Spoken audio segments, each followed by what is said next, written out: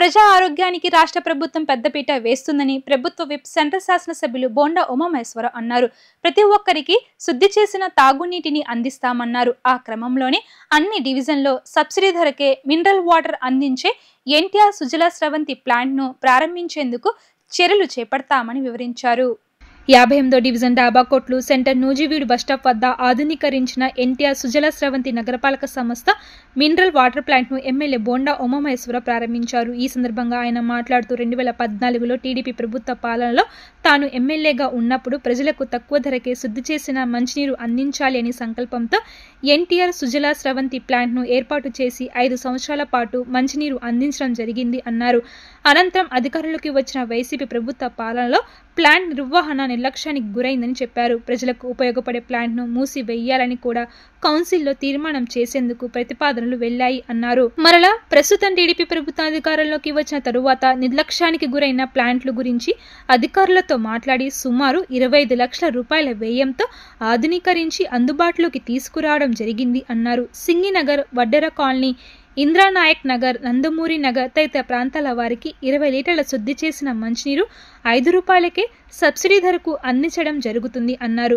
ప్రజలు సద్వినియోగం చేసుకోవాలని ఇదే తరహా ప్లాంట్లను నియోజకవర్గంలోని అన్ని డివిజన్లో ఏర్పాటు చేసేందుకు చర్యలు చేపడతామని వివరించారు. ఈ కార్యక్రమంలో టీడీపీ నాయకులు ఏరుబోతు రమణారావు, మాజీ కార్పొరేటర్లు పిరియా జగదాంబ, ఏరుబోతు శ్రావణి తదితరులు పాల్గొన్నారు. ఎన్టీఆర్ సుజలా పేరుతో గత ప్రభుత్వం నేను ఎమ్మెల్యేగా ఉన్నప్పుడే 5 రూపాయలకే పరిశుద్ధమైనటువంటి మంచినీటిని, తాగునీటిని ప్రజలకు అందించడానికి ప్రపోజల్ పెట్టాం.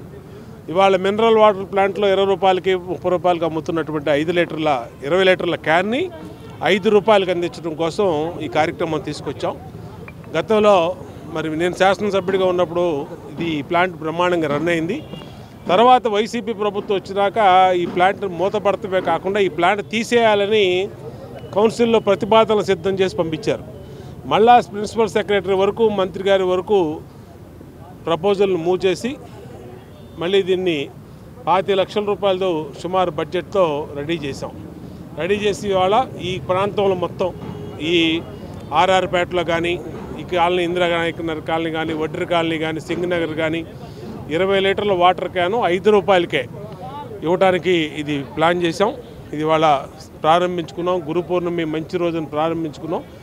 రాబోయే రోజుల్లో కూడా ప్రతి డివిజన్లో ఇలాంటి వాటర్ ప్లాంట్ని కమిషనర్ గారితో మాట్లాడతాం, మంత్రి గారితో మాట్లాడతాం.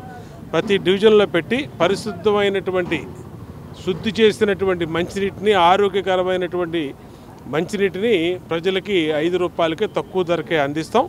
ఖచ్చితంగా ఇది అన్ని డివిజన్లో కూడా ఏర్పాటు చేసి ప్రజలకు సౌకర్యవంతంగా ఉంచుతామని తెలియజేస్తూ ప్రజలందరూ కూడా గురు పౌర్ణమి శుభాకాంక్షలు తెలియజేస్తాం.